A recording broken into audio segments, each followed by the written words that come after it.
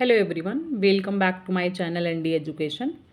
Last video में मैंने UP TGT biology के लिए स्केलेटल सिस्टम की थ्योरी क्लास में डिस्कस किया था, पूरी कंप्लीट थ्योरी स्केलेटल सिस्टम की।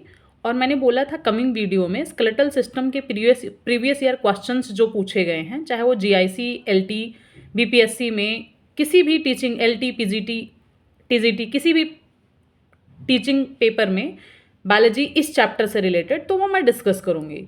जो ये मैं डिस्कस करने जा रही हूँ प्रीवियस ईयर के क्वेश्चंस, इसमें इस चैप्टर में मतलब इस क्वेश्चन पेपर में एनिमल टिश्यू और स्केलेटल सिस्टम के और मैस्कुलर सिस्टम के भी क्वेश्चंस एड ऑन हैं, जो कि जो क्लास 11th की बायोलॉजी है एनसीईआरटी की, उसमें जो चैप्टर नंबर 7 और स्केलेटल सिस्टम, उसी में एनिमल टिश्यू जो है चैप्टर, उसी में लास्ट में मैस्कुलर टिश्यू मतलब डिफरेंट टाइप्स के मसल्स जो हैं, वो भी कार्डियक मसल, वॉलंटरी, इनवॉलंटरी, मतलब स्केलेटल मसल्स वो सब डिस्कस हुआ है। और फिर उसी चैप्टर का पार्ट चैप्टर नंबर 20 में दिया हुआ है, क्लास 11th की एनसीईआरटी चैप्टर नंबर 7, और फिर उसी को थोड़ा डिटेल में करके चैप्टर नंबर 20 में मैस्कुलर सिस्टम दिया है।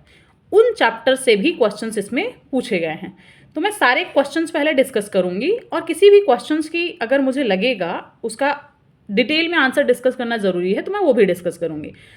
और सेकेंडली एक मोस्ट इंपॉर्टेंट चीज़ ये है कि इसमें मैं क्वेश्चंस जो मेरे पास हैं वो हिंदी और इंग्लिश दोनों में हैं, और मैं क्वेश्चंस इंग्लिश में डिस्कस करूंगी। उसका रीज़न ये है कि बायोलॉजी में, चाहे वो जूलॉजी का पार्ट हो चाहे बॉटनी का पार्ट है, ज़्यादा इंपॉर्टेंट होगा कि हर एक वर्ड को इंग्लिश में याद रखो आप। जैसे यहाँ सिनेप्सिडा लिखा है तो ये भी हिंदी और इंग्लिश में दोनों चीज़ें सेम है, और अगर मैं सिंपली हिंदी के क्वेश्चंस को पढ़ूं और इंग्लिश के क्वेश्चंस को पढ़ूं तो बहुत इजी लगेगा मेरे ख्याल से इंग्लिश का क्वेश्चन। जैसे लिखा है the post orbital and squamosal bones meet above the temporal fossa in, जैसे कि इसका आंसर है सिनेप्सिडा, दूसरा विकल्प। तो इसी का मैं हिंदी वाला क्वेश्चन पढ़ूं, नेत्र कोटर पश्ची तथा सल्कास्थी अस्थियां संखास्थी खाद के ऊपर जुड़ी रहती हैं।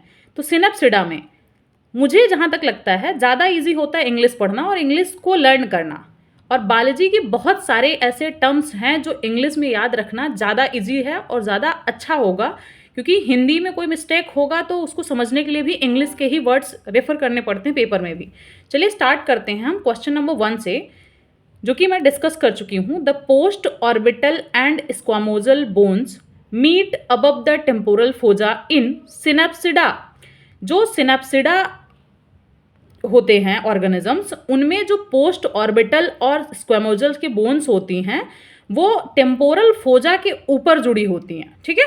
उसके बाद हमारे पास क्वेश्चन नंबर 2 है, which one of the following is type of intercellular junction in animal cells. Animal cell में कौन सा, प्राणी कोशिकाओं में निम्न में से कौन सा एक अंतर कोशिकीय संधि का प्रकार है। इसका सही आंसर है डेस्मोजोन, जिसको हम मैक्यूला अधेरेंस भी कहते हैं। तो इसमें मैंने कुछ पॉइंट्स ऐड कर रखा है, थोड़ा इग्नोर करिएगा। नेक्स्ट क्लास से जो वीडियो बनाऊंगी मैं वो एकदम नीट एंड क्लीन होगी प्रीवियस ईयर के क्वेश्चन वाली। तो ये पहले मैंने इसको थोड़ा डिस्कस किया था, पढ़ा है, तो इसलिए हो गया बाय मिस्टेक। थोड़ा सा इसको एडजस्ट करने की कोशिश करिएगा प्लीज़। तो उसके बाद हमारे पास जो क्वेश्चन नंबर 2 है उसका आंसर है डेस्मोजोन्स, जिसको हम मैक्यूला अधेरेंस भी कहते हैं, ठीक है। उसके बाद हमारे पास क्वेश्चन नंबर 3 है इसका, most abundant protein in human body is. Human body में सबसे ज़्यादा मात्रा में कौन सी प्रोटीन पाई जाती है। तो इसका आंसर है कोलेजन प्रोटीन, और ये as it is NEET and clean NCERT chapter number 7 में क्लास 11th की दे रखा है। तो इसके आंसर्स भी बुक में दिया हुआ है, आप रेफर कर सकते हैं। बहुत डिटेल में क्वेश्चंस के आंसर्स मैं वही डिस्कस करूंगी जो क्वेश्चंस बहुत हार्ड होंगे, ठीक है। क्वेश्चन नंबर 4 है, inner most layer of skin epidermis is. जो एपिडर्मिस स्किन है उसका इनर मोस्ट लेयर कौन सा होता है। तो स्ट्रेटम मालपिधी इसका सही आंसर है। जब मैं टीजीटी बायोलॉजी का सिलेबस डिस्कस करी थी सबसे पहले या सेकेंड वीडियो में, जो कि मेरे चैनल पे अवेलेबल है, तो उसमें मैंने बताया था ह्यूमन फिजियोलॉजी का सबसे पहला टॉपिक जो है वो है इंटेगुमेंट्री सिस्टम, जिसमें हमें स्किन मतलब स्किन की लेयर के बारे में पढ़ना है। तो उसमें हम डर्मिस, एपिडर्मिस और हाइपोडर्मिस पढ़ेंगे, जिसमें एपिडर्मिस जो है उसके 5 लेयर होती है। जो कि 5 के पांचों लेयर हमारे सोल्स और हाथ के मतलब सोल्स फिट में और हाथ के पाम में, जो हमारा हाथ है उसमें पाम वाली जो स्किन सबसे मोटी वाली स्किन है, ये वाली पार्ट की जो होती है, इनमें पांचों लेयर एपिडर्मिस की प्रेजेंट होती है और बाकी पूरी बॉडी में हमारे सिर्फ और सिर्फ 4 लेयर प्रेजेंट होती है। जैसे यहाँ पे मैंने थोड़ा सा मेंशन कर रखा है स्ट्रेटम, ये एस फॉर स्ट्रेटम है। स्ट्रेटम कॉर्नियम पहला लेयर है, उसके बाद स्ट्रेटम ल्यूसिडियम है, stratum granulosa, stratum spinosum and stratum basale. Stratum basale और स्ट्रेटम जो स्पाइनोसम है, इन दोनों लेयर को मिला के स्ट्रेटम मालपिधी कहते हैं। और यही स्ट्रेटम मालपिधी जो है, इसी को हम इनर मोस्ट लेयर कहते हैं स्किन की। और आगे चल के और भी क्वेश्चंस होंगे कि जो स्किन है, चाहे नेल्स है, चाहे हेयर है, वो एपिडर्मिस के कौन से लेयर से ओरिजिन होता है उसका, तो हम उसका स्ट्रेटम कॉर्नियम मार्क करेंगे क्योंकि ये सबसे अपर मोस्ट की लेयर होती है। ठीक है, तो यहाँ से लर्न करने वाली बात ये है कि एपिडर्मिस के 5 लेयर होती है, स्ट्रेटम कॉर्नियम, स्ट्रेटम ल्यूसिडियम और stratum granulosum, stratum spinosum and stratum basale. Spinosum और बैसिले वाला जो लेयर है, इन दोनों को मिला के स्ट्रेटम मालपिधी कहते हैं। और जो हमारा पैर का एकदम नीचे का तलवा होता है वो, और हाथ के जो पाम वाला पोर्शन है जहाँ स्किन सबसे ज़्यादा मोटी होती है, वहाँ पे ये पांचों लेयर्स प्रेजेंट होती हैं। बाकी सारी बॉडी में, बॉडी के पार्ट्स में ये स्ट्रेटम ल्यूसिडियम जो है ये एब्सेंट होता है। ठीक है, चलते हैं आगे, हम क्वेश्चन नंबर 5 करेंगे। हमारे पास क्वेश्चन नंबर 5 है, the membranes labyrinth contains a fluid called, इसका आंसर है एंडोलिम्फ। और जो क्लास 11th की एनसीईआरटी की बुक है, उसमें जो ईयर वाला पार्ट दे रखा है उसको बहुत डिटेल में अच्छे से आप पढ़ जाइए। इसमें तो मैं एकदम एज इट इज़ बता दे रही हूँ, ये एनसीईआरटी से है क्वेश्चन और 325 पे, क्लास 11th की एनसीईआरटी के 325 पेज नंबर पे दे रखा है, तो मैं इसको बहुत डिटेल में डिस्कस नहीं करूँगी। उसके बाद हमारे पास क्वेश्चन नंबर 6 है, which of the following type of muscles are found in the blood vessel. ये क्लास 11th की बुक में चैप्टर नंबर 7 में एनसीईआरटी 105 पे दे रखा है कि हमारे पास ब्लड वेसल्स में किस टाइप की मसल्स प्रेजेंट होती हैं। हमारे पास हिंदी में भी क्वेश्चंस दे रखा है, हिंदी में ऑप्शंस भी हैं और हिंदी में एक्सप्लेनेशंस भी चैप्टर के दे रखे हैं। अगर कोई रेफर करना चाहता है तो कर सकता है, मैं इंग्लिश में क्वेश्चंस और उसके आंसर्स डिस्कस कर रही हूँ। ठीक है, तो which of the following type of muscles are found in the blood vessels, किस टाइप की ब्लड वेसल्स में मसल्स पाई जाती हैं, तो इसका सही आंसर है smooth muscles. As it is, जहां पे मैं दिखा भी देती हूँ आपके रेफरेंस के लिए कि सच में दिया है या नहीं। ये मेरे पास क्लास 11th की बायोलॉजी की बुक है, जो कि 105 पेज नंबर पे सबसे पहले जो यहाँ पे दिया हुआ है कि स्मूथ मसल्स, यहाँ हेडिंग दिया हुआ है स्मूथ मसल्स, और यहाँ पे स्मूथ मसल्स जो है वो ब्लड वेसल्स की लाइनिंग पे प्रेजेंट होता है, ये भी मैंने मार्क कर दिया। और मैंने यहाँ भी मार्क कर रखा है कि आरपीएससी का जो टीचिंग का एग्जाम था बायोलॉजी का 2018 में, उसमें क्वेश्चंस पूछे गए थे। ठीक है, तो बहुत इजी तरीके से जो क्वेश्चंस हैं उसको मैं बहुत डिटेल में डिस्कस नहीं करूँगी, बिकॉज मैं ये एक्सपेक्ट कर रही हूँ कि आप यूपी टीजीटी पीजीटी बायोलॉजी का अगर प्रिपरेशन कर रहे हैं तो आपने क्लास 11th की बायोलॉजी जो है 11th और 12th की बिल्कुल डिटेल में ज़रूर पढ़ा होगा। और अगर आपने नहीं पढ़ी है तो अभी ये वीडियो आपको कंप्लीट करना है तो कंप्लीट कर लीजिए, वरना आज और अभी से प्लानिंग करिए कि सबसे पहले आपको क्लास 11th और 12th की बायोलॉजी एटलीस्ट बहुत डिटेल से ख़त्म करना है। उसके बाद सारे टॉपिक्स जो मैंने टीजीटी बायोलॉजी का सिलेबस जूलॉजी और बॉटनी का डिस्कस किया है, वो एक एक टॉपिक थ्योरी डिस्कस पहले खत्म करना है आपको, उसके बाद उसी टॉपिक से रिलेटेड पहले उसके बाद क्वेश्चंस करने हैं। ठीक है, चलते हैं क्वेश्चन नंबर 7 पे। इसमें है question, which of the following forms a muscle, मतलब इनमें से, निम्न में से कौन सा मांसपेशी बनाता है। तो मायोफिब्रिल जो है वो मांसपेशी का स्मॉलर यूनिट होता है, सबसे छोटी इकाई, और ये भी एनसीईआरटी क्लास 11th 104 पेज पर दे रखा है। मैं चाहूँ तो तुरंत वो भी दिखा सकती हूँ, उसमें बहुत टाइम टेकिंग हो जाएगा। मैंने आपको बता दिया 104 पे दे रखा है, तो आप रेफर कर सकते हैं अगर पढ़ना चाहें। और ये बीपीएससी 2023 में क्वेश्चन पूछा गया था। हर पेपर जो टीचिंग के लिए हुआ है एग्जाम, चाहे वो एमपीएससी का हो, चाहे बीपीएससी का हो, चाहे टीजीटी हो, चाहे पीजीटी हो, एलटी हो, जीआईसी हो, हर टाइप के क्वेश्चंस मैं इस वीडियो में डिस्कस करूंगी, क्योंकि कोई भी क्वेश्चंस कभी भी इस एग्जाम का उस एग्जाम में पूछ लिया जाता है। ठीक है, तो क्वेश्चन नंबर 8 है हमारे पास। हर चीज़ का आंसर बहुत डिटेल में दे रखा है, हिंदी मीडियम वालों के लिए पूरा डिटेल में दिया है। जिसको पढ़ना है वो वीडियो को पॉज करके एक बार आंसर्स को पढ़ सकता है। वरना मैं एक्सपेक्ट कर रही हूँ क्लास 11th और 12th की बायोलॉजी आपको आती है। क्वेश्चन नंबर 8 है हमारे पास, the epithelium found in the walls of the blood vessels. Same question वापस रिपीट कर दिया, कौन सी एपिथेलियम पाई जाती है, वो टिश्यू वाला, चैप्टर नंबर 7 से ही है। मैं अभी आंसर्स दिखा देती हूँ। क्वेश्चन नंबर 8 का आंसर है squamous epithelium, as it is NCERT में गिवन है, मैं अभी रेफर कर देती हूँ। क्लास 11th चैप्टर नंबर 7 हमारे पास यहाँ क्वेश्चन दिया हुआ है, स्क्वामस एपिथेलियम जो होता है ब्लड वेसल्स की वॉल्स पे प्रेजेंट होती हैं। ठीक है, मैंने यहाँ भी मार्क कर रखा है कि ये आरपीएससी 2021-22 में भी क्वेश्चन पूछा गया था, उसके टीजीटी 2011 में भी क्वेश्चन पूछा गया। ठीक है, मैं एक दो क्वेश्चंस के लिए पहले आपको एनसीईआरटी रेफर कर रही हूँ ताकि आपको ये बिलीव हो कि बहुत हार्ड क्वेश्चंस नहीं पूछे जाते हैं।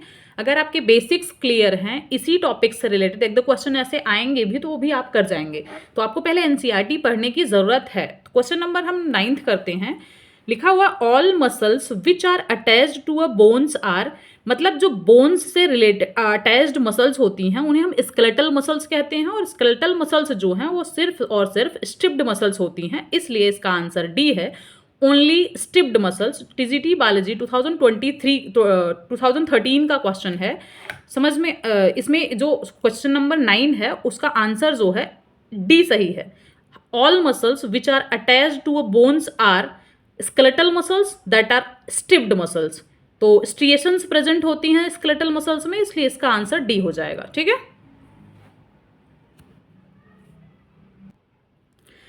क्वेश्चन नंबर 10 है, स्मूथ मसल्स फाइबर्स आर, जो स्मूथ मसल फाइबर्स होती हैं पहली बात तो वो अनस्ट्रिएटेड होती हैं, उसके बाद ये वॉलंटरी दोनों ऑप्शंस में दिया है तो बुक में मिस्टेक हो गया है, इसमें जो बी वाला ऑप्शन है इसमें इनवॉलंटरी होगा, मतलब स्मूथ मसल्स जो होती हैं अनस्ट्रिएटेड होती हैं और इनवॉलंटरी होती हैं।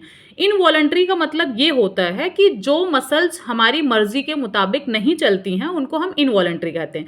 वॉलंटरी मसल्स जो होती हैं वो इच्छा से, हमारी इच्छा से जो मसल्स हम अपनी इच्छा अनुसार घुमा सकते हैं जैसे स्केलेटल मसल्स, वो होती हैं वॉलंटरी मसल्स। ठीक है, क्वेश्चन नंबर हम आगे 11 करेंगे जो कि हमारे पास दिया हुआ है, a modified form of smooth endoplasmic reticulum found in the striated muscles is known as.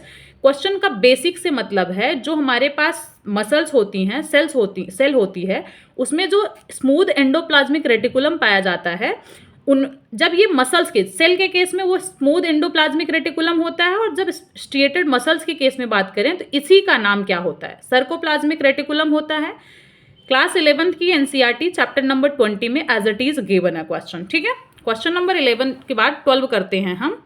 हमारे पास क्वेश्चन 12 है, क्रिएटिन फॉस्फेट इज फाउंड इन, ये टीजीटी बायोलॉजी या पीजीटी बायोलॉजी की प्रिपरेशन करने के लिए आप एनसीईआरटी तो पढ़ें ही, इसी के साथ साथ आप अलेन का अगर मॉड्यूल्स आपके पास अवेलेबल है तो वो भी आप पढ़ सकते हैं, क्योंकि बहुत सारे क्वेश्चंस इसमें मैं डिस्कस करूंगी तो आपको पता चलेगा कि बहुत सारे क्वेश्चंस जो हमारी एनसीईआरटी में नहीं दिया है और मॉड्यूल्स में थोड़ा अलेन, आकाश और अनअकैडमी वाले नीट की प्रिपरेशन के लिए थोड़ा हाई लेवल का क्वेश्चंस उसमें एक्स्ट्रा पॉइंट्स ऐड करते थे, वो वहाँ काम आया कि नहीं आया बच्चों को आई डोंट नो, बट यहाँ ज़रूर वो हमारे लिए काम का है। अगर आप टीजीटी पीजीटी की तैयारी कर रहे हैं तो आप एनसीईआरटी रेफर करें, या एनसीईआरटी की जगह अलेन, आकाश और जो अनअकैडमी है उनकी मॉड्यूल्स रेफर कर सकते हैं, क्योंकि ये एक्स्ट्रा पॉइंट, जैसे क्रिएटिन फॉस्फेट हमारी एनसीईआरटी में कहीं डिस्कस नहीं है।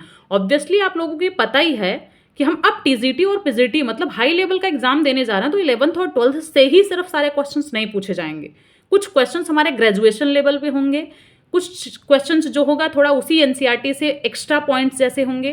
तो ये जो क्वेश्चन है क्रिएटिन फॉस्फेट जो है वो हमारी एनसीईआरटी में नहीं गिवन है, ये मैंने मॉड्यूल्स से इसको टॉपिक्स को यहाँ ऐड ऑन किया है। अगर किसी के पास मॉड्यूल्स है तो मेरे पास अनअकैडमी की मॉड्यूल है, उसमें 125 पेज नंबर पे स्केलेटल मसल्स में दे रखा है। क्रिएटिन फॉस्फेट जो है वो मैस्कुलर टिश्यू में प्रेजेंट होता है, और यहाँ पे दिया है क्रिएटिन फॉस्फेट पेशी ऊतकों में, मतलब मस्कुलर टिश्यूज में प्रेजेंट होता है, और यह एक उच्च ऊर्जा मतलब हाई एनर्जी कंपाउंड है। जब टिश्यूज को एक्स्ट्रा एनर्जी की जरूरत पड़ती है तो क्रिएटिन फॉस्फेट ब्रेकडाउन होके मसल्स को हमारी एनर्जी प्रोवाइड करता है। तो क्रिएटिन फॉस्फेट से रिलेटेड ये टीजीटी 2011 में क्वेश्चन पूछा गया था। ठीक है, क्वेश्चन नंबर 13 हमारे पास, which of the following yields ATP required for muscle contraction. तो इसका सही आंसर है क्रिएटिन फॉस्फेट, क्योंकि क्रिएटिन फॉस्फेट अभी जस्ट मैंने डिस्कस किया है कि हाई एनर्जी फॉस्फेट कंपाउंड है, हमारी मैस्कुलर टिश्यू है उसको एनर्जी प्रोवाइड करता है। तो क्वेश्चन कह रहा है कि मांसपेशी संकुचन हेतु आवश्यक एटीपी की आपूर्ति किससे होती है, तो क्रिएटिन फॉस्फेट से होती है। ये बीपीएससी 2023 में क्वेश्चन पूछा गया था। मैं हर टाइप के क्वेश्चंस हर एग्जाम के डिस्कस कर रही हूँ, तो आपको लग रहा होगा सिर्फ टीजीटी का डिस्कस करूँ, तो आप खुद देखिए, ये वीडियो लंबा जरूर हो सकता है, आपको बहुत कुछ इसमें सीखने को मिलेगा। तो अब अभी जस्ट मैंने क्वेश्चन डिस्कस किया कि टीजीटी 2011 में जो क्वेश्चन क्रिएटिन फॉस्फेट का पूछा गया है वही 2023 की बीपीएससी में पूछा गया है, और यही क्वेश्चन आगे भी दिया हुआ है। क्वेश्चन नंबर अब हम 14 डिस्कस करते हैं। हमारे पास क्वेश्चन नंबर 14 है, which one of the following is false. हमें इसमें से रॉन्ग कौन सा है वो बताना है। Tubular secretions takes place by active transport and increase the volume of the glomerular filtrate। ये फिल्ट्रेशन से रिलेटेड टॉपिक है, तो यहाँ कुछ दे रखा है, हम सारे टॉपिक्स पढ़ेंगे तो समझ में आएगा। आई होप आप लोगों ने पढ़ा होगा ऑब्वियसली, तो समझ में आएगा। ये जो ऑप्शन है सही है। Kidney functions are controlled by negative feedback circuits involving ADH, RAAS and ANF. ये भी टॉपिक जो सेंटेंस दिया है हमारे पास ये भी सही है। Urine is hypertonic and nearly 4 times more concentrated than blood plasma. तो ये भी ऑप्शन हमारे पास सही है। जो फॉस्फेट, ये डी ऑप्शन है, creatine has high molecular weight and is the breakdown product of adenosine phosphate. तो ये ऑप्शन जो है डी वाला गलत दे रखा है, क्योंकि जो हमारे पास ये क्रिएटिन है वो मांसपेशियों और प्रोटीन उपापचय, मतलब मस्कुलर और प्रोटीन मेटाबॉलिज्म से क्रिएटिन फॉस्फेट का एक टूटने वाला प्रोडक्ट है, न कि एडेनोसिन ट्राइफॉस्फेट का, क्योंकि यहाँ एडेनोसिन ट्राइफॉस्फेट दिया है और इसी वजह से ये ऑप्शन गलत है। आगे दिया हुआ है, यह एक अपशिष्ट उत्पाद है जो तब बनता है जब शरीर ऊर्जा के क्रिएटिन का उपयोग करता है। शरीर जो ऊर्जा हमारे पास क्रिएटिन प्रेजेंट होता है बॉडी में, उसको ऊर्जा के लिए प्रयोग करता है। उच्च क्रिएटिन स्तर जो कि किडनी की कार्य प्रणाली में किसी समस्या का संकेत है। अगर बहुत ज़्यादा मात्रा में क्रिएटिन हमारी बॉडी में प्रेजेंट है तो उससे किडनी रिलेटेड कोई बीमारी हो सकती है। ठीक है। क्वेश्चन नंबर नेक्स्ट हमारे पास है कि पेशीय संकुचन की क्रियात्मक इकाई, मतलब functional unit of muscular contraction is. Functional unit of muscular contraction is, जो इसका सही आंसर है सर्कोमियर, और एनसीईआरटी क्लास 11th के 305 पेज नंबर पे दे रखा है। टीजीटी 2011 में क्वेश्चन पूछा गया था। क्वेश्चन नंबर 16 हमारे पास है, the functional unit of the contractile system in striated muscle. इसका सही आंसर है हमारे पास सर्कोमियर। जो धारीदार मांसपेशी की संकुचन प्रणाली की कार्यकीय इकाई क्या है, इसका सही आंसर है सर्कोमियर, और एज इट इज 2011 का जो अभी क्वेश्चन डिस्कस किया है बीपीएससी 2023 में, वैसे क्वेश्चन पूछा गया।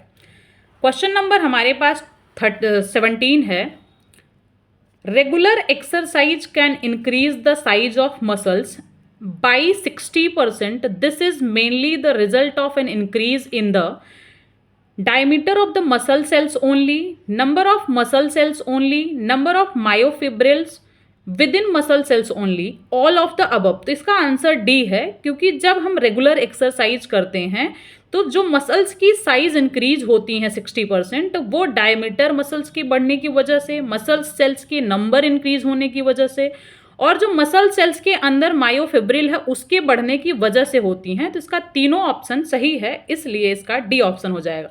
ये आपको एनसीईआरटी में एज इट इज कहीं नहीं मिलेगा, एक तरीके से कॉमन सेंस की बात है।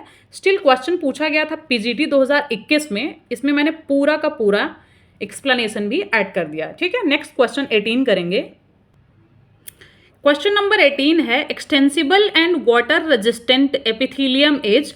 इसका आंसर है ट्रांजिशनल एपिथेलियम। 18 का बी वाला ऑप्शन सही है, और ये पीजीटी 2011 में क्वेश्चन पूछा गया था। इसमें पूरा एक्सप्लेनेशन है। स्ट्रेटिफाइड एपिथेलियम विभिन्न प्रकार की होती हैं, मतलब डिफरेंट टाइप्स की होती हैं, जिसमें केराटिन युक्त स्तरित उपकला जलरोधी होती हैं, क्योंकि इस पर केराटिन नामक जलरोधी पदार्थ होता है। एक्सटेंसिबल मतलब लगभग सभी उपकलाएं होती हैं, हालांकि सर्वाधिक प्रसार जो है ट्रांजिशनल उपकलाएं में होता है। मतलब सबसे ज्यादा जो एक्सटेंसिबल होता है वो ट्रांजिशनल होता है, इसलिए क्वेश्चन नंबर 18 का बी ऑप्शन सही हो जाएगा, जो कि पीजीटी 2011 का क्वेश्चन है। क्वेश्चन नंबर हम 19 करेंगे।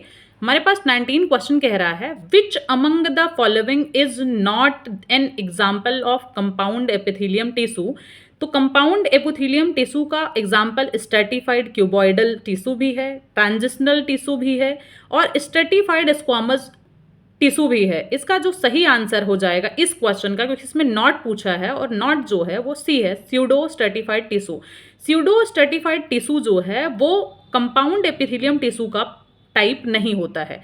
ये आरपीएससी 2015 में क्वेश्चन पूछा गया था।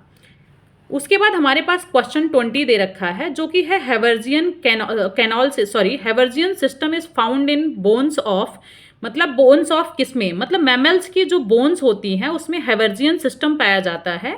ये जब आप इसमें 11th क्लास की जो स्केलेटल सिस्टम है उसमें तो नहीं दिया गया है, लेकिन अगर आप मॉड्यूल्स पढ़ेंगे तो मॉड्यूल्स में एक क्वेश्चन स्केलेटल सिस्टम के जस्ट बाद एक्स्ट्रा पॉइंट करके हैवर्जियन सिस्टम या हैवर्जियन कैनाल ऐड किया गया है। और इंपॉर्टेंट टॉपिक है, मतलब इंपॉर्टेंट कॉन्सेप्ट है, बहुत सारे क्वेश्चंस इसमें पूछे गए, अभी जस्ट मैं डिस्कस करूंगी तो इसलिए आप एक बार पढ़ सकते हैं, ठीक है। तो जो हैवर्जियन सिस्टम है वो मैमल्स की बोन्स में पाया जाता है, इसलिए 20 का डी ऑप्शन सही है। और पीजीटी 2010 में ये क्वेश्चन पूछा गया था, ठीक है। हमारे पास क्वेश्चन नंबर 21 है, जो फिर से वही कह रहा है कि हैवर्जियन सिस्टम या फिर कैनॉल होती हैं इनमें से किसमें। तो इसमें अस्थियां मतलब बोन्स में प्रेजेंट होती हैं। और अगर एक चीज़ आप नोटिस कर रहे हैं तो टीजीटी का क्वेश्चन पीजीटी में पूछा गया है कि नहीं, लेकिन पीजीटी का क्वेश्चन टीजीटी में ज़रूर पूछा गया है। तो हर एक क्वेश्चन बहुत इंपॉर्टेंट है। वीडियो लंबी हो सकती है बट आपके बहुत काम की है। 2026 की जो टीजीटी पीजीटी की न्यू वैकेंसी आने वाली है उसकी प्रिपरेशन अभी से आपको करना पड़ेगा, क्योंकि एक महीने पहले और एग्ज़ाम के एक महीने पहले या वैकेंसी का फॉर्म आने के बाद एक महीने एक्स्ट्रा पढ़ के पेपर नहीं निकाल सकता, कोई नहीं कर सकता। सिलेक्शन उसी का होगा जो बहुत लंबे समय से लगा हुआ है। तो बहुत देर से जो पढ़ रहा है उसका सिलेक्शन ऑब्वियसली हो सकता है, क्योंकि उसने धीरे धीरे चीज़ों को मेहनत करके हर चीज़ को याद किया है। बायोलॉजी बहुत मुश्किल पेपर नहीं आता, लेकिन हाँ लर्निंग पार्ट बहुत ज़्यादा है। जूलॉजी के बहुत सारे टॉपिक्स हैं, बॉटनी के हैं, मैंने सारा सिलेबस डिस्कस किया है। एक बार आप उसको देखिए और एक एक टॉपिक डेली खत्म करिए और उसी से रिलेटेड प्रीवियस ईयर क्वेश्चंस को भी करिए। हमारे पास क्वेश्चन नंबर ये मैंने डिस्कस कर लिया, Haversian canals are present in the, किसमें, बोन्स में प्रेजेंट होता है हैवर्जियन कैनाल्स, और ये टीजीटी 2004 में क्वेश्चन पूछा गया था। उसके बाद हमारे पास क्वेश्चन नंबर 22 है, Haversian system is characteristic features in the bones of, किस में, रैबिट में, क्योंकि रैबिट भी मैमल से रिलेटेड है। तो मैमल जो रैबिट है, रैबिट की बोन्स में हैवर्जियन सिस्टम पाया जाता है, ठीक है। 3-4 क्वेश्चन अभी तक डिस्कस कर चुकी मैं सेम टॉपिक पे, मतलब हैवर्जियन सिस्टम, पीजीटी 2004 का क्वेश्चन है ये भी। उसके बाद एक और क्वेश्चन हमारे पास उसी टॉपिक से रिलेटेड दिया हुआ है, हैवर्जियन कैनाल्स प्रोवाइड स्पेस फॉर सी, मतलब muscular muscles fibre, muscles fibre को स्पेस प्रोवाइड करता है हैवर्जियन कैनाल्स, ठीक है। ये जो है बीपीएससी 2024 में क्वेश्चन पूछा गया था। नेक्स्ट क्वेश्चन हमारे पास क्वेश्चन नंबर 24 है, जिसमें क्वेश्चन पूछा गया है the function of yellow bone marrow is, इसका सही आंसर है स्टोरेज ऑफ फैट। जब मैं स्केलेटल सिस्टम का पूरा थ्योरी क्लास ली थी तो उसमें मैंने आपको बताया था जो हमारे पास बोन्स होती हैं, बोन्स में बीच में स्पेस होता है, हॉलो स्पेस, उसको येलो बोन मैरो कहते हैं, और वो स्टोर करता है क्या, फैट का, एडिपोज टिश्यू भी उसको कहा जाता है। तो इसका आंसर हो जाएगा डी, और टीजीटी 2021 का ये क्वेश्चन है, ठीक है। नेक्स्ट क्वेश्चन हमारे पास है, क्वेश्चन पूछा गया है प्रोटीन ओसिन इज प्रेजेंट इन, इसका सही आंसर है बोन की मैट्रिक्स में जो है ओसिन प्रेजेंट होता है। मैंने इसको जब स्केलेटल सिस्टम का थ्योरी क्लास लिया था उसमें आपसे डिस्कस किया था कि ओसिन एक प्रोटीन है जो बोन्स के फॉर्मेशन में हेल्प करता है, और मैंने ये भी बताया था उस वीडियो में कि ओसिन से रिलेटेड क्वेश्चंस जो है पूछे गए हैं। तो ये आरपीएससी 2015 का क्वेश्चन है। नेक्स्ट टाइम किसी भी एग्जाम में टीजीटी में भी पूछा जा सकता है और पीजीटी में भी पूछा जा सकता है। हमारे पास क्वेश्चन नंबर 26 है फिर से, जिसका अगला क्वेश्चन है वोल्कमैन्स कैनाल्स आर कनेक्टेड टू, इसका सही आंसर है हैवर्जियन कैनाल, और हैवर्जियन कैनाल को ट्रांसवर्स कैनाल भी कहा जाता है। तो ट्रांसवर्स कैनाल और हैवर्जियन कैनाल जो है वो वोल्कमैन के कैनाल से रिलेटेड है, और ये पीजीटी 2011 में क्वेश्चन पूछा गया था। कुल मिला के हैवर्जियन कैनाल से अभी तक क्वेश्चंस कम से कम मैं 7-8 डिस्कस कर चुकी हूँ। तो एक टॉपिक को एक बार पढ़ लेने से कितने सारे क्वेश्चंस हो सकते हैं वो आप देख सकते हैं। प्रीवियस ईयर क्वेश्चन करना इसलिए भी इंपॉर्टेंट हो जाता है क्योंकि हमें इससे ये पता चलता है कि कौन सा टॉपिक कितना ज़्यादा इंपॉर्टेंट है, कितना ज़्यादा वेटेज रखता है। क्वेश्चन नंबर हमारे पास 27 है, और 27 के क्वेश्चन में पूछा गया है quadriceps and गैस्ट्रोन्यूमनस muscles lie in. तो हमने ये बताना है कि ये क्वाड्रिसेप्स और गैस्ट्रोनेमिनस मसल्स जो है वो किस में लाई करता है। तो इसका सही आंसर है लेग्स। इसका आंसर लेग इसलिए है क्योंकि जो फ्रंट थाई होता है उसमें क्वाड्रिसेप्स प्रेजेंट होता है, और गैस्ट्रोनेमिनस मसल जो है वो कैल्प में, मतलब जो कि वॉक करने में हेल्प करता है। तो ये हमारे पास जब मस्कुलर सिस्टम भी हम पढ़ेंगे चैप्टर नंबर 7 या चैप्टर नंबर 20 11th क्लास का एनसीईआरटी से, तो उन दोनों में नहीं दिया गया है। ये हाई लेवल के क्वेश्चन हैं, मैं अभी आपको दिखाती हूँ 1 मिनट के लिए।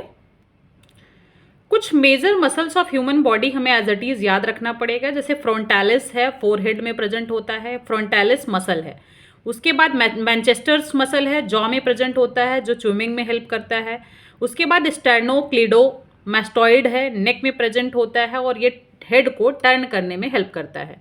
उसके बाद हमारे पास क्वेश्चन है डेल्टॉइड, जो शोल्डर में प्रेजेंट होता है, आर्म को लिफ्ट करने में हेल्प करता है। उसके बाद नेक्स्ट हमारे पास मसल है पेक्टोरलिस मेजर, जो चेस्ट में प्रेजेंट है। बाइसेप्स है, फ्रंट आर्म में प्रेजेंट है। उसके बाद ट्राइसेप्स है, बैक आर्म में प्रेजेंट है। उसके बाद नेक्स्ट हमारे पास मसल्स है जो रेक्टस, एब्डोमिनस, और ये एब्डोमन में प्रेजेंट है। ग्लूटियस मैक्सिमस जो है हिप मतलब बटक्स, हेल्प करता है स्टैंडिंग, खड़े होने में हेल्प करता है। क्वाड्रिसेप्स जो फ्रंट थाई में प्रेजेंट है, और पीजीटी 2010 और पीजीटी 2010 पीजीटी और टीजीटी दोनों बार क्वेश्चन ये पूछा गया है। नेक्स्ट हमारे पास है हैमस्ट्रिंग्स, बैक थाई में बेंड करता है नी को। नेक्स्ट हमारे पास है गैस्ट्रोनिमस, अभी जस्ट मैंने आपसे डिस्कस किया है, ये और ये दोनों मसल्स पूछा गया है किस में प्रेजेंट होता है, क्योंकि ये वॉकिंग में हेल्प करता है, कैल्फ में प्रेजेंट है और फ्रंट थाई में प्रेजेंट है, इसलिए उसका आंसर हो जाएगा लेग्स। अगर आप चाहें तो ये सारे मसल्स जो कि इंपॉर्टेंट मसल्स हैं लिख के याद कर सकते हैं। आज ये दोनों पूछा गया है, कल को इनमें से कोई भी क्वेश्चंस पूछे जा सकते हैं, ठीक है। तो ये जो है बीएससी का टॉपिक है, टीजीटी पीजीटी में ग्रेजुएशन के भी टॉपिक्स ऐड होते हैं। तो जो ये क्वेश्चन नंबर 27 है, quadriceps and gastrocnemius muscles lie in, तो इसका आंसर हो जाएगा legs, option number B. Question number हमारे पास 28 है, acromion process is part of, इसका सही आंसर है हमारे पास सी, जो कि है स्कैपुला बोन। जब क्लास 11th की एनसीईआरटी पढ़ेंगे आप तो उसमें एज इट इज ये क्वेश्चन का आंसर दे रखा है, मतलब एक्रोमियन प्रोसेस जो है स्कैपुला बोन में प्रेजेंट होता है। ये एनसीईआरटी का एज इट इज क्वेश्चन है, और टीजीटी 2011 में ये क्वेश्चन पूछा गया था, ठीक है। ये इसका सोल्यूशन है। नेक्स्ट क्वेश्चन करेंगे 29। क्वेश्चन है चिक बोन्स इन ह्यूमंस आर, यूपीजीआईसी 2017 में पूछा गया था कि इनमें से चिक बोन कौन है ह्यूमन बॉडी में। तो जाइगोमैटिक, जब मैं स्केलेटल सिस्टम का थ्योरी करवाई थी तो उसमें मैंने बोला था कि जाइगोमैटिक को चिक बोन्स भी कहते हैं, और उसमें मैंने डिस्कस करते हुए बोला था प्रीवियस ईयर क्वेश्चन में पूछे गया, ठीक है। क्वेश्चन नंबर हम 29 के बाद 30 करेंगे, जिसमें हमारे पास मैच द फॉलोइंग दे रखा है, ठीक है। हिंदी और इंग्लिश दोनों क्वेश्चंस एक साथ नहीं आएगा इसमें, तो इसलिए मैं एक बार हिंदी दिखा दे रही हूँ, उसके बाद नेक्स्ट हम क्वेश्चंस इंग्लिश को शो करेंगे, ठीक है। हमारे पास इंग्लिश में क्वेश्चंस दिया हुआ है, match the following part A, मतलब group A and group B. Group 1 में दिया हुआ है supra trochlear foramen, numeral crest, glenoid cavity, sigmoid notch, radius ulna, humerus, tibia fibula, pectoral girdle. इन सारे ऑप्शंस में से हमें ये बताना है कि ए बी सी डी इसमें से किस में 1 2 3 4 में से किस में मैच होगा।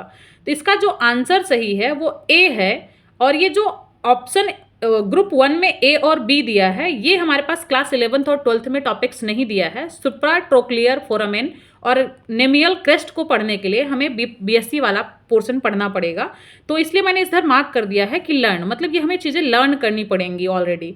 जो ग्लिनॉइड कैविटी होती है हमारे पास, ये इसका आंसर पेक्टोरल गिर्डल है, और ये एनसीईआरटी क्लास 11th में दे रखा है। पेक्टोरल गिर्डल में ग्लिनॉइड कैविटी प्रेजेंट होती है एक्रोमियन प्रोसेस के नीचे। ठीक है। तो उसके बाद सिग्मोइड नोच भी गिवन है हमारे पास, और डी का पहला ऑप्शन मतलब रेडियस अल्ना में सिग्मोइड नोच प्रेजेंट होता है। और बचा हमारे पास ए और बी। ए और बी में से हमारे पास ए का ऑप्शन सेकंड है ह्यूमरस और बी का ऑप्शन थर्ड है टिबिया फिबुला। ठीक है, तो ये दोनों टॉपिक्स जो हैं हमारे पास एनसीईआरटी में नहीं गिवन है, इसको हमको याद करना पड़ेगा। ठीक है, ये इसका आंसर्स दिया हुआ। ठीक, नेक्स्ट क्वेश्चन करते हैं। Human cranium is formed by, ये बताना है हमें कि इनमें से कौन सा ऑप्शन सही है ह्यूमन क्रैनियम के लिए। तो इसका ऑप्शन जो बी सी है, 8 बोन्स ह्यूमन क्रैनियम में प्रेजेंट होती हैं और 2 बोन्स जो है वो पेयर्ड होती है, 4 बोन्स अनपेयर्ड होती है। जब मैंने क्रैनियम वाला स्केलेटल सिस्टम की थ्योरी क्लास ली थी तो मैंने उसमें बोला था क्रैनियम की जो बोन्स होती हैं उसको हम याद कर सकते हैं। एक सिंपल सा ट्रिक है, step of cranium. Step of cranium में जो स्टेप ऑफ उसमें मैंने बताया था एक ट्रिक, पेरेंट्स और टीचर्स जो होते हैं वो पेयर्ड होते हैं, मतलब एक से ज़्यादा होते हैं तो उन्हें पेयर्ड हम कहते हैं। वो वीडियो एक बार आप देखिए, इसमें से बहुत सारे क्वेश्चंस जो है मेरे यूट्यूब चैनल पे पार्ट 1 और पार्ट 2 दो पार्ट में स्केलेटल सिस्टम की पूरी थ्योरी क्लास अवेलेबल है टीजीटी और पीजीटी के लिए स्पेशली। तो बहुत सारे क्वेश्चंस उसमें हो जाएंगे, किस टाइप से क्वेश्चंस पूछा जाता है बिल्कुल वैसे ही मैंने उसको डिस्कस किया है। तो 2 पेयर्ड बोन होती हैं 8 बोन में से और 4 अनपेयर्ड होती हैं ह्यूमन क्रैनियम में। उसके बाद हमारे पास यहाँ सारे बोन्स के नाम दिए गए हैं, तो आप चाहें तो इसको एक बार पढ़ सकते हैं। क्वेश्चन नंबर हमारे पास 32 है, total number of bones in the right arm of the man is, चाहे राइट आर्म हो किसी इंसान का चाहे लेफ्ट आर्म हो, सब में 30 बोन्स प्रेजेंट होती हैं, वो है 30 बोन। और ये भी क्वेश्चन जो है पीजीटी 2010 में क्वेश्चन पूछा गया था। जस्ट ऊपर मैंने जो डिस्कस किया था वो पीजीटी 2011 में क्वेश्चन पूछा गया है। इतने इजी क्वेश्चंस भी आते हैं। उसके बाद हमारे पास क्वेश्चन नंबर 33 है, total number of bones in human skull is, human के जो स्कल में बोन्स प्रेजेंट होती हैं वो टोटल होती हैं 29। ठीक है, तो हमारे पास टीजीटी 2011 का क्वेश्चन है कि कितने बोन्स प्रेजेंट होते हैं हमारे पास ह्यूमन स्कल में, तो वो उसका आंसर हो जाएगा 29 और इसका सी ऑप्शन सही है। क्वेश्चन नंबर 34 है, which of the following statement is correct, हमें बताना है कि इसमें से कौन सा स्टेटमेंट करेक्ट है। तो इसका ऑप्शन बी है कौन सा, कि ब्रेन इज मेजोडर्मल, तो इसका आंसर गलत है क्योंकि ब्रेन जो होता है एक्टोडर्मल ऑर्गन होता है। उसके बाद स्केलेटन इज मेजोडर्मल, यही ऑप्शन सही है कि जो स्केलेटल है वो हमारा मेजोडर्मल से ओरिजिन हुआ है उसका। इस टाइप के क्वेश्चंस बहुत पूछा जाता है, तो मैंने इसके कुछ टॉपिक्स लिख दिए हैं, जैसे इसमें दिया भी है कुछ, लीवर जो है एंडोडर्मल ऑर्गन है, मतलब एंडोडर्मिस से ओरिजिन हुआ है। जो स्केलेटल सिस्टम है वो मेजोडर्मल है, और यहाँ पे ब्रेन दिया हुआ है एक्टोडर्मल ऑर्गन है। तो इसको लर्न करना पड़ेगा, मैंने इसलिए एल और लर्न यहाँ मार्क कर दिया है कि ये अपर मतलब बीएससी लेवल का सिलेबस है, आप डिटेल में पढ़ भी सकते हैं। मैंने बस इतने टॉपिक्स ऐड किया है ताकि आपको समझ में आ जाए कि अभी क्वेश्चन पूछा जाता है और इस टाइप की चीज़ें हमको पढ़नी है, दैट्स इट।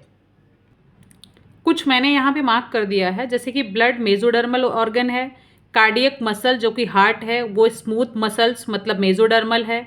उसके बाद एंडोडर्मल ओरिजिन जो है उसमें से liver, lungs, thymus gland, thyroid gland, kidney, pancreas, ये सारे ऑर्गन्स एंडोडर्मल ओरिजिन है। एज इट इज़ याद कर लीजिए, अभी पूछा गया उसमें स्केलेटल सिस्टम, कहीं कुछ भी लिख के पूछा जा सकता है, तो ये इज एज इट इज़ याद कर लीजिए। ओरिजिन से रिलेटेड पीजीटी और टीजीटी में क्वेश्चंस बहुत पूछे जाते हैं। जस्ट नीचे क्वेश्चन नंबर 35 है, ब्रेन ओरिजिनेट्स फ्रॉम, तो अभी जस्ट मैंने पीछे डिस्कस किया कि ब्रेन जो है एक्टोडर्मल ऑर्गन है और ये पीजीटी 2010 का क्वेश्चन है। क्वेश्चन नंबर हम करेंगे 36 को, जो कि हमारे पास दिया हुआ है, lens and the retina of vertebrate system, vertebrate eyes are present from developed from, तो जो लेंस और रेटिना है वर्टिब्रेट का, उसकी आंख का, तो वो एक्टोडर्मल ओरिजिन से मतलब एक्टोडर्म से ओरिजिनेट हुआ है। टीजीटी 2005 का क्वेश्चन है, अच्छा क्वेश्चन है, इसको फिर से पूछे जाने के चांसेस है, इसलिए एज इट इज इसको याद कर लीजिए। क्वेश्चन नंबर 37 है, अल्ट्रा फिल्ट्रेशन अकर्स इन, कुछ क्वेश्चंस वो मतलब एक्सक्रेटरी सिस्टम्स में भी इससे ऐड कर दिया गया है, तो इसका आंसर जो है वो ए है, ब्लड कैपिलरीज से। ये भी एनसीईआरटी में एज इट इज क्वेश्चन दिया है, जब आप उसमें किडनी पढ़ेंगे, किडनी के फंक्शंस, बोमेंस कैप्सूल वगैरह, न्यूरॉन्स के पूरे, नेफ्रॉन्स के पूरे सिस्टम, पूरे स्ट्रक्चर, तो उसमें क्वेश्चन एनसीईआरटी में गिवन है। अल्ट्रा फिल्ट्रेशन जो है वो ब्लड कैपिलरीज में होता है, इसका ऑप्शन ए इसका सही आंसर है। टीजीटी 2002 का क्वेश्चन है। Tendon connects muscle to bone, ये भी एनसीईआरटी में क्वेश्चन गिवन है, और ये मैं जब थ्योरी क्लास ली थी स्केलेटल सिस्टम की तो उसमें भी मैंने डिस्कस किया था। टेंडन और लिगामेंट दोनों कनेक्टिव टिश्यू है। टेंडन मसल्स को बोन के साथ कनेक्ट करता है और लिगामेंट बोन को बोन के साथ कनेक्ट करता है। क्वेश्चन नंबर 39 है हमारे पास, which one of the following vertebrate tissues would be an excellent source of collagen. तो सी ऑप्शन इसका सही आंसर है। टेंडन में बहुत ज़्यादा मात्रा में कोलेजन प्रेजेंट होता है। टीजीटी 2010 में भी क्वेश्चन पूछा गया था, और सेम क्वेश्चन जीआईसी लेक्चरर की जो एग्जाम हुआ था बायोलॉजी का 2015 में, उसमें भी क्वेश्चन पूछा गया था। कोलेजन जो है मानव शरीर में, मतलब ह्यूमन बॉडी में सबसे ज़्यादा मात्रा में पाया जाने वाला प्रोटीन है। ये संपूर्ण बॉडी में 30% जो है हमारे शरीर में होता है। कोलेजन 14 प्रकार के होते हैं, जैसे कि टेंडन एक प्रकार का कनेक्टिव टिश्यू है जो अधिकांश रूप से वाइट फाइबर्स कनेक्टिव टिश्यू से बना है। इसका अधिकांश भाग कोलेजन प्रोटीन होता है और ये बोन्स को मसल्स के साथ जोड़ने का काम करता है। इससे क्वेश्चन चैप्टर नंबर, जब सबसे पहले मैंने क्वेश्चन डिस्कस किया तो क्वेश्चन नंबर 2 भी कोलेजन से रिलेटेड था, तो ये भी क्वेश्चंस बहुत पूछे जाते हैं। एक बार ध्यान से चैप्टर नंबर 7 क्लास 11th की एनसीईआरटी पढ़ सकते हैं आप। Which of the following is a dense regular connective tissue, page number 103 NCERT chapter number 7 class 11th। Tendon जो है इसका बी ऑप्शन सही आंसर है। क्वेश्चन नंबर 41 करेंगे, tubular and capitular heads are part of the, इसका सही answer है ribs. TGT 2010 में क्वेश्चन पूछा गया था और क्लास 11th और 12th में ये नहीं दिया गया है। इसके लिए बीएससी के टॉपिक्स पढ़ने पड़ेंगे। इसमें थोड़ा सा डिटेल में डिस्कस करूं तो यहाँ लिखा हुआ है, एक पसली मतलब रिब्स के 2 भाग होते हैं, एक वर्टिब्रल पार्ट होता है और दूसरा एक्सटर्नल पार्ट होता है। जो कसूरक मतलब वर्टिब्रेट्स होते हैं, जो वर्टिब्रल पार्ट होता है लंबा होता है और जो एक्सटर्नल पार्ट होता है तथा अस्थायी होता है, अस्थायी होता है, अनस्टेबल। इसके 2 सिरे होते हैं, पहली 9 पसलियों में जो कि जिसको हम ट्यूबुलर पार्ट कहते हैं, और दूसरा जो होता है कैपिटुलर होता है। ये सिरे वक्षीय मतलब थोरेसिक वर्टिब्रेट्स से जुड़ते हैं। जब हम बीएससी वाले पार्ट को अच्छे से पढ़ेंगे, वर्टिब्रेट्स उस पर और डिटेल में डिस्कस किया जाएगा, तो उसी में एक क्वेश्चन बताया जाएगा। ट्यूबिकुलर जो होता है, ट्यूबरकुलर जो है, और कैपिटुलर हेड्स जो है वो रिब्स के ही पार्ट होते हैं। तो 2010 में इतने डिटेल में क्वेश्चन पूछा गया है, तो ऑब्वियसली यू कैन इमेजिन कि किस टाइप के क्वेश्चन 2026 टीजीटी पीजीटी में पूछे जा सकते हैं। मैं आपको डरा नहीं रही, मैं बस ये बता रही हूँ कि थोड़े हाई लेवल के क्वेश्चंस भी पूछे जा सकते हैं, बहुत इजी भी क्वेश्चंस पूछे जा सकते हैं। इजी वाले क्वेश्चंस हर कोई कर सकता है, जो डिफिकल्ट वाले क्वेश्चंस करते हैं उन्हीं का सिलेक्शन होता है। ठीक है, क्वेश्चन नंबर 42 है हमारे पास, sarcomere is the area between 2 Z line. 2 Z line ये एनसीईआरटी का क्वेश्चन है, एज इट इज दिया है चैप्टर नंबर 12 में सॉरी चैप्टर नंबर 20 जो क्लास 11th का ह्यूमन फिजियोलॉजी का टॉपिक है, उसमें जब मसल कॉन्ट्रैक्शन डिस्कस हुआ है तो उसमें बताया गया है, उसमें H band, A band, M line, Z band सबको क्या होते हैं। तो जो 2 जेड बैंड्स होते हैं उसके बीच के जो एरिया होता है उसको सर्कोमियर कहते हैं।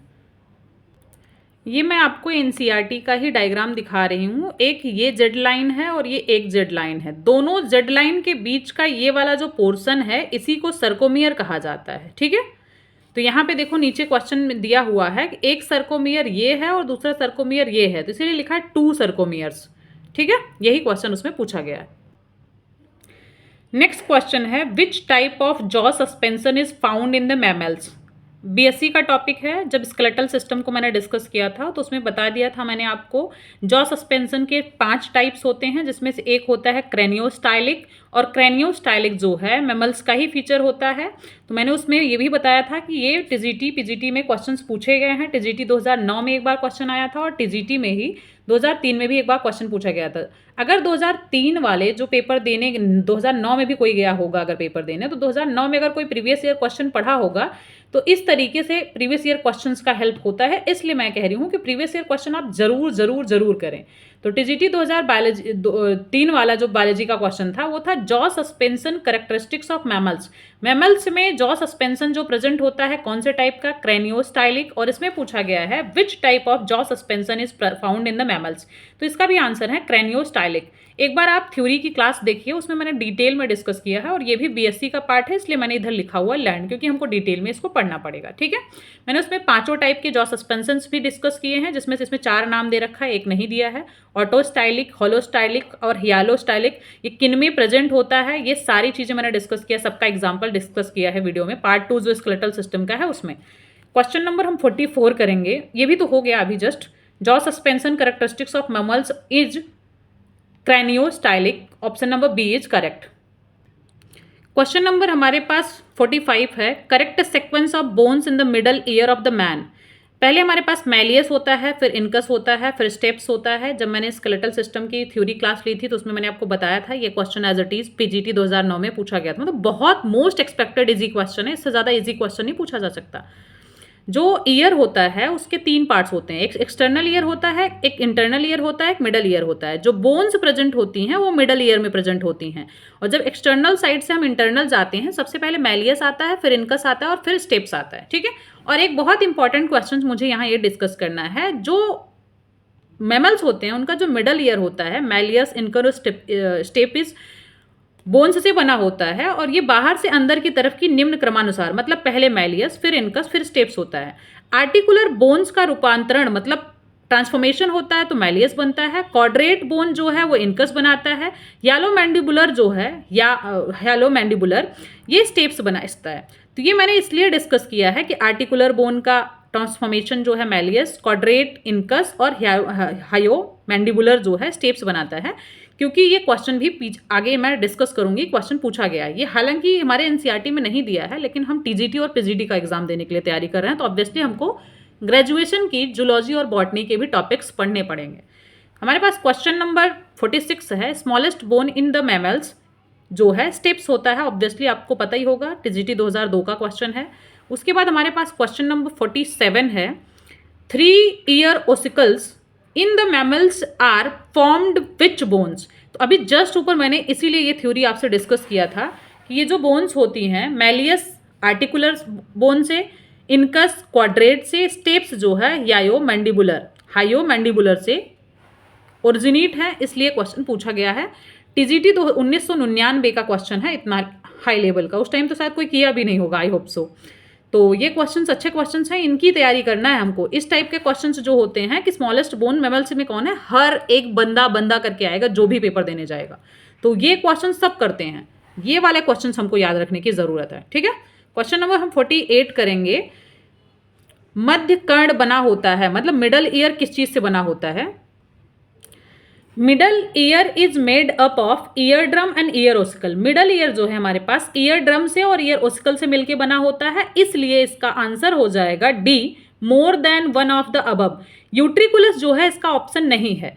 अभी जस्ट यहाँ पे पूरा अच्छे से डिटेल में आंसर दे रखा है। जो ईयर ड्रम होता है, जिसको हम टिम्पैनिक मेम्ब्रेन भी कहते हैं, और यह कान का जो है एक्सटर्नल पार्ट है, मध्य कान को अलग करता है। एक्सटर्नल मतलब इंटरनल, और एक्सटर्नल मिडल पार्ट को सेपरेट करने वाला जो पार्ट है उसे ईयर ड्रम या टिम्पैनिक मेम्ब्रेन कहते हैं। और ये जो हमारा ध्वनि तरंगे होती हैं उनको कंपन मतलब वाइब्रेशंस में बदलकर अंदर की ओर भेजता है। अगला टॉपिक हमारे पास ईयर ओसिकल्स, इसी का पार्ट दिया गया था। इनमें 3 छोटी अस्थियां होती हैं, एक मैलियस हैमर शेप का, और इनकस एनविल शेप का, स्टेप्स स्टरअप शेप का। ये कंपन को बढ़ाकर मतलब वाइब्रेशंस को एम्पलीफाई कर इंक्रीज करके आंतरिक कान को मतलब इंटरनल कान को कान तक पहुंचाती है। यूट्रिकुलस जो है वेस्टिबुलर अपैरेटस का पार्ट है, लेकिन ये मिडल ईयर का पार्ट नहीं है, तो इसमें जो ऑप्शंस दिए गए हैं ये यूट्रिकुलस इसका आंसर नहीं होगा। ईयर ड्रम और ईयर ओसिकल जो है वो मिडल ईयर का पार्ट है। ठीक है, क्वेश्चन नंबर 50 करेंगे हम। आंतरिक कर्ण का कौन सा भाग श्रवण के लिए जिम्मेदार होता है? Which part of the internal ear is responsible for hearing? Cochlea. ठीक है, इसका सही आंसर है बी ऑप्शन।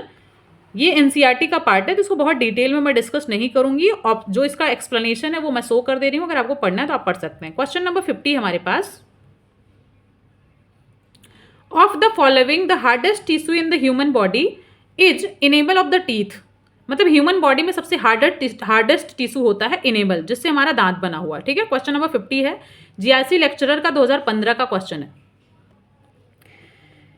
क्वेश्चन नंबर 51 है, रेखित पेशीय तंतुओं में एम रेखा स्थित होती है। M line in striped muscles fibre is located in A band. A band में, मैं इसको एनसीईआरटी में एज इट इज आपको फिर से दिखा देती हूँ। पीजीटी 2005 का जो बायोलॉजी का पेपर था उसमें एक क्वेश्चन पूछा गया था। एनसीईआरटी में बहुत डिटेल में मार्क नहीं है, यहाँ से लेके यहाँ तक का जो ये वाली लाइन है ए बैंड कहा जाता है, और ये जो लाइन मार्क किया गया है, ये पूरा स्ट्रेट जो लाइन आती है इसे एम बैंड कहते हैं। ठीक है, तो ए बैंड में एम बैंड प्रेजेंट होता है, यही क्वेश्चन पूछा गया है। जो थ्योरी पोर्शन लिखा गया है उसमें एक्सप्लेनेशन इसका दिया हुआ है, क्वेश्चन डायग्राम में मार्क नहीं किया गया है, इसलिए इस क्वेश्चन का answer M line in striped muscles fibre is located in A band, A option सही हो जाएगा। क्वेश्चन नंबर 52 है हमारे पास। During relaxation of the during relaxation of muscle the ions pumped back into the sarcoplasmic reticulum are that of Ca2+ ion. ये भी NCERT का question है, जिसमें हम contraction and relaxation of the muscle contraction पढ़ते हैं। पूरा सोडियम आयन अंदर इन्फ्लक्स करता है और पोटेशियम आयन इफ्लक्स करता है, बाहर जाता है। ये बहुत अच्छा टॉपिक है, अच्छे से डिटेल में अगर आप एनसीईआरटी से समझ लेते हैं तो ये टॉपिक अच्छे से एनसीईआरटी से भी हो सकता है। तो इसका पूरा बहुत डिटेल में आंसर दिया हुआ है, एनसीईआरटी में भी आप पढ़ सकते हैं। टॉपिक कौन सा पढ़ना है वो भी मैं आपको दिखा दूं। पेज नंबर 318 है, चैप्टर नंबर 21 है। इसमें बहुत अच्छे से डिस्कस किया था diagrammatic representation of impulse conduction through an axon at point A and B. इसी से रिलेटेड क्वेश्चन पूछा गया था। अगर आप एनसीईआरटी को बहुत डिटेल में पढ़ लेते हैं तो मुझे लगता है बहुत अच्छे से इस क्वेश्चन को डील कर सकते हैं। कुछ क्वेश्चन इससे हाई लेवल के भी आते हैं, जो कि यूट्यूब पे बहुत सारी वीडियोस अवेलेबल हैं। अगर आप कहेंगे तो मैं भी इस टॉपिक पे बहुत अच्छी से वीडियो बना दूंगी, क्या क्वेश्चन इसमें पूछा जाता है, ये सारे टाइप के। तो एक बार आप इसको एनसीईआरटी को बहुत डिटेल में पढ़िए। अगर आपको ज़रूरत होगी तो आप कमेंट करेंगे, मैं इस टॉपिक पे वीडियो बना दूंगी किस टाइप से क्वेश्चन इसमें पूछा गया पीजीटी में, टीजीटी मतलब सारे एग्जाम्स में। क्वेश्चन नंबर 53 है, थकी हुई मांसपेशी में कौन सा तत्व जमा होता है? Substance that accumulate in a fatigued muscles are lactic acid. NCERT का क्वेश्चन है, बीपीएससी 2023 में क्वेश्चन पूछा गया था। ठीक है, क्वेश्चन नंबर हम 54 करेंगे।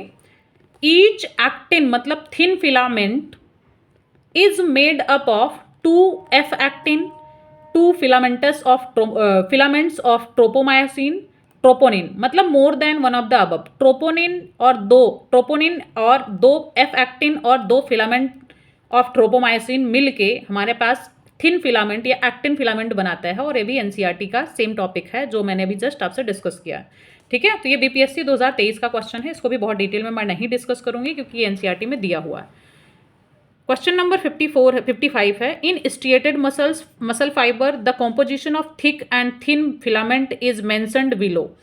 Thin filament is made up of F actin, tropomyosin and troponin. Yes, अभी जस्ट मैंने ऊपर डिस्कस किया है कि थिन फिलामेंट जो होता है मसल्स का वो एफ एक्टिन, ट्रोपोमायोसिन और ट्रोपोनिन तीनों से मिला के बना होता है। तो ये ऑप्शन जो है करेक्ट हो जाएगा। नेक्स्ट है, tropomyosin remains wrapped around myosin molecules in the thick filament. तो ये ऑप्शन गलत है, थिन फिलामेंट होता है यहाँ पे, तो सही हो जाता है।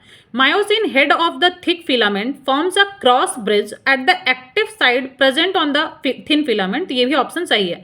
हमसे पूछा गया है, इसमें से हमें करेक्ट आंसर बताना है, कौन कौन से ऊपर दिए गए स्टेटमेंट्स करेक्ट हैं। तो इसका जो आंसर हो जाएगा ए और सी सही हो जाएगा, इसका बी जो स्टेटमेंट है वो रॉन्ग है।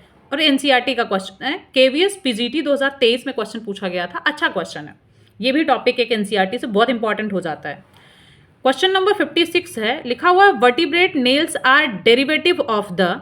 तो अभी जस्ट मैंने स्टार्टिंग में क्वेश्चन नंबर 2, 3, 5 से जब डिस्कस कर रही थी तो मैंने आपको बताया था एपिडर्मिस के जो 4 लेयर होते हैं, स्ट्रेटम कॉर्नियम और stratum lucidum, stratum granulosum, stratum बेसिले, ये सब होते हैं। तो स्ट्रेटम कॉर्नियम जो होता है अपर मोस्ट लेयर होता है, और इसी से नेल्स, इसी से हेयर और इसी से स्किन सब डेवलप होता है। तो ये एज इट इज इसको याद करना पड़ेगा।